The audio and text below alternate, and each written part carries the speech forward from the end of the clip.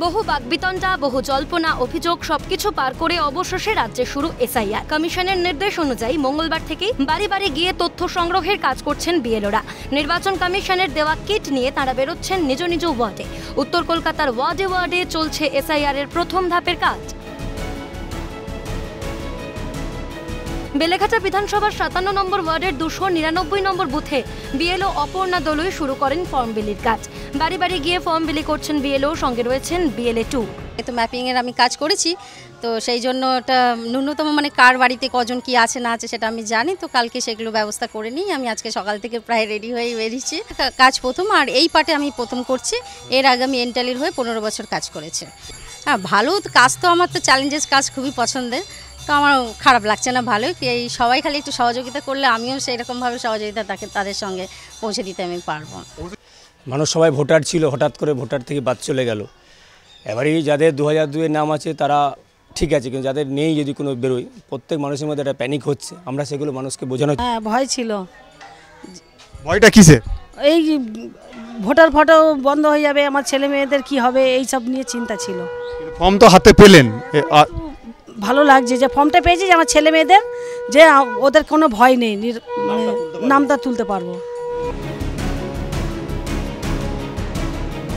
বেলেঘাটার 295 নম্বর বুথেও জোর কদমে চালু এসআইআর এর কাজ। কমিশন থেকে যা যা বলা হয়েছে আমরা সেই গাইডলাইন্স ফলো করছি।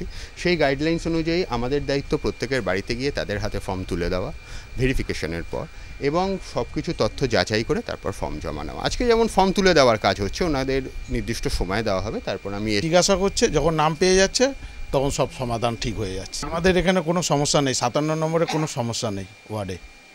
ভালোই হচ্ছে। কোথাও ছুটতে হচ্ছে না? না না, কোথাও ছুটতে হচ্ছে না। এই যে আতঙ্ক, অনেকে ভয় পাচ্ছেন, আতঙ্কিত হচ্ছিল, আপনার ভয় নেই, আমাদের কোনো ভয় নেই। বেলেঘাটা বিধানসভা 297 নম্বর বুথেও এই মুহূর্তে রয়েছি। সেখানে আমরা দেখতে পাচ্ছি বিএলও, তিনি কিন্তু বাড়ি বাড়ি এই ফর্ম বিলি করছেন এবং বুঝিয়ে দিচ্ছেন কিভাবে ফর্ম ফিল আপ করতে হবে। যাদের 2025-এ বা 2002 যে কোনোটাতেই নাম থাকুক না কেন, এইখানে এটা কিন্তু সবার ফিল আপ করতে হবে। এখানে আপনার দেখুন date of birth, Aadhaar number যদি থাকে, যদি মোবাইল নাম্বার থাকে দেবেন, বাবা মা দুজনের নাম, যদি তারা জীবিত থাকেন তাহলে তাদের এপিক নাম্বার যদি থাকে। সুন্দরভাবে এইভাবেই কিন্তু পুরো বুঝিয়ে দেওয়া হচ্ছে একেবারে যে কিভাবে ফর্মটা ফিল আপ করতে হবে। বিএলওরাই কিন্তু সেই কাজ করছেন এবং বিএলওদের সঙ্গে বিএলএ 2 তারাও রয়েছেন এবং স্থানীয় মানুষজনও রয়েছেন, যাতে বিএলওদের এই কাজে কোনো সমস্যা না হয়। এর মধ্যে আমাদের ট্রেনিং হয়েছে এবং এক্ষেত্রে কিভাবে কি করব কাজটা সেটাও আমাদের একটা সংশয় ছিল, কারণ আমাদের তো মানে আমি যেমন হাই স্কুল টিচার, তো সেক্ষেত্রে আমাদের এই কাজটা স্কুল করে করতে বলা হয়েছিল, তো সেটা একান্তই অসম্ভব সেটা আমাদের পক্ষে।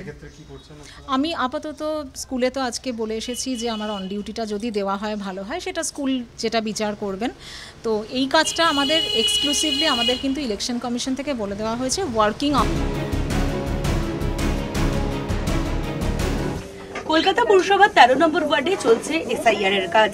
বিএলওরা বাড়ি বাড়ি যাচ্ছেন, গিয়ে তাদের নামের যে এসআইআর ফর্ম সেটা দিচ্ছেন, বোঝাচ্ছেন কি করতে হবে। তাদেরকে বুঝিয়ে দিচ্ছি, যাদের ধরুন 2002 সালে সরাসরি যাদের লিঙ্ক রয়েছে, যারা তখন ভোটার ছিলেন, তাদের একরকমভাবে একটা সাইড ফিল আপ করতে হবে, অথবা যাদের ধরুন 2002 সালে নাম ওঠেনি, তাদের বাবার বা মায়ের নামটা ছিল তখন, তো সেই লিঙ্ক দিয়ে এই ফর্মের ডান দিকটা ফিল আপ করতে হবে।